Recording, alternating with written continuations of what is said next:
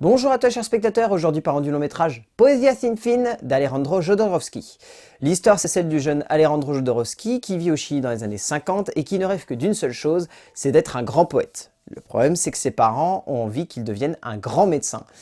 Et on va le voir essayer d'assumer ce choix dans un pays et une époque où c'est extrêmement compliqué de devenir un artiste. J'ai rarement eu l'occasion de parler sur cette chaîne d'Alejandro Jodorowsky, mais c'est un metteur en scène que je trouve exceptionnel. C'est un de ces grands génies qui a réussi à révolutionner l'industrie cinématographique à sa hauteur et qui a livré des longs métrages qui, aujourd'hui, peuvent être reconnus comme des chefs-d'œuvre. El Topo, c'est un chef-d'œuvre. La Montagne Sacrée, c'est un chef-d'œuvre. Il a des longs métrages d'une inventivité et d'une création artistique qui sont des modèles cinématographiques. Mais vraiment. C'est un de ces cinéastes qui devrait être enseigné dans les écoles de cinéma et qui ne l'est pas encore. Et c'est dommage parce que Jodorowsky, c'est un metteur en scène qui est exceptionnel. Et Poesia sin fin est un long métrage exceptionnel. C'est un film qui est visionnaire dans une époque où on voit beaucoup de longs métrages formatés.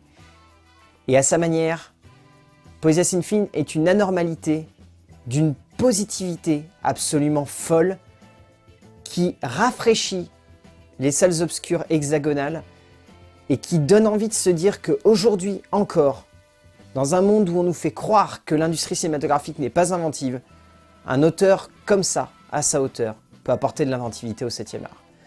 Déjà au niveau de l'écriture, Jodorowsky, ce qui est assez fascinant, c'est qu'il est anti-narration, il est anti-dramaturgie, et pourtant son écriture est d'une cinématographie absolument folle, vraiment. Il y a un amour du 7e art et de la composition scénographique et scénaristique qui est richissime dans ce long métrage. La manière avec laquelle il construit les personnages, la manière avec laquelle il développe sa narration, la manière avec laquelle il regarde l'aventure de ce personnage qui au final est une introspection de sa propre personne puisque c'est une autobiographie en fait ce long métrage. C'est vraiment un regard sur sa vie et un regard sur son art. Et avec ça, il pose tellement de questions Jodorowsky. Il pose surtout une question sur la fatalité. C'est la fatalité en fait qui guide presque les choix d'un artiste au fil de son œuvre et au fil de sa vie. C'est une fatalité qu'il poursuit dans ses choix, c'est une fatalité qu'il poursuit dans ses rencontres, c'est une fatalité qu'il poursuit dans son œuvre, c'est une fatalité qui le plombe presque. C'est le regard qu'il porte sur sa vie et c'est le regard qu'il porte sur son art. Il a la sensation que la fatalité l'a vraiment à la fois soutenu et à la fois plombé dans la manière avec laquelle il a construit sa vie.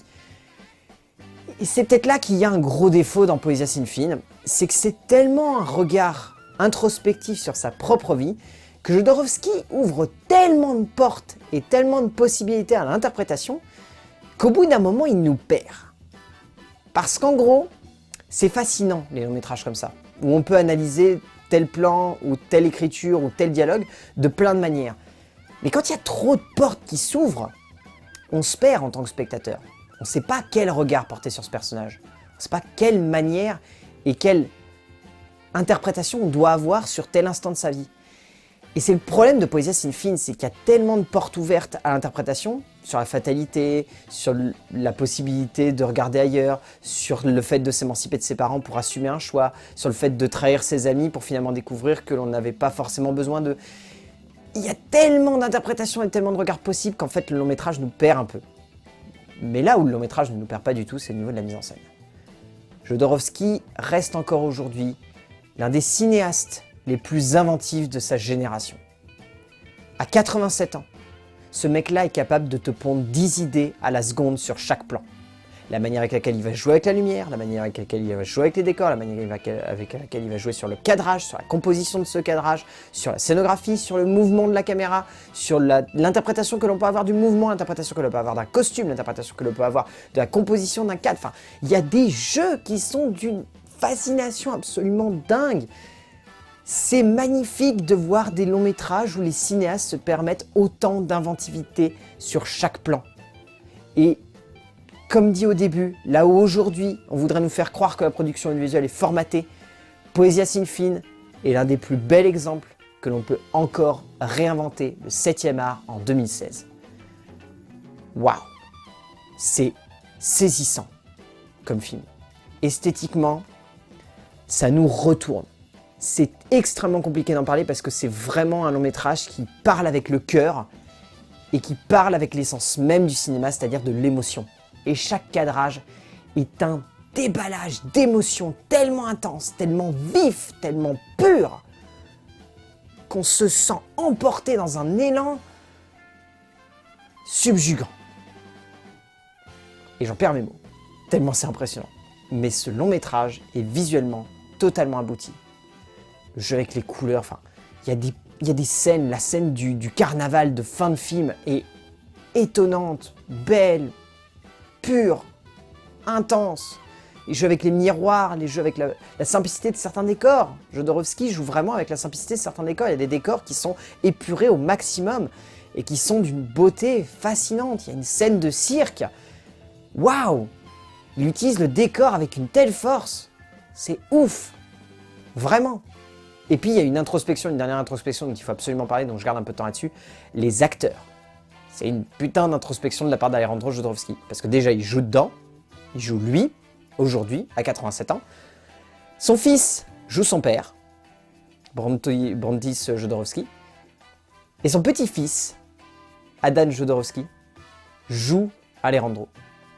Donc je pense niveau psychologie, il y aurait un gros casse-tête à se faire là, parce que donner à son fils le rôle de son père et donner à son petit-fils son propre rôle, si c'est pas carrément de l'introspection personnelle, je sais pas ce que c'est.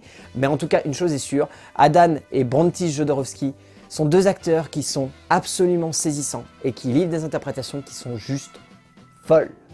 Littéralement folles. Ils sont criants de vérité, ils sont puissants, ils sont justes, ils sont simples. Ils emportent tout le long métrage et on retient quasiment que à la fin du film. Et Poesia sin fin, c'est un film qui est d'une intensité, d'une générosité et d'une puissance cinématographique qui fait que même s'il est peut-être trop ouvert au niveau de l'interprétation et même s'il a tendance à trop se jeter dans la gueule du loup et à trop tenter de choses, il est tellement généreux en matière de cinéma, il est tellement intense, il est tellement visionnaire, il est tellement moderne comme long métrage que lorsqu'on ressort de Poesia sin fin d'Alejandro Jodorowsky, on se dit qu'une seule chose. Merci Jodorowsky d'encore tenter des choses aujourd'hui avec le cinéma. A plus.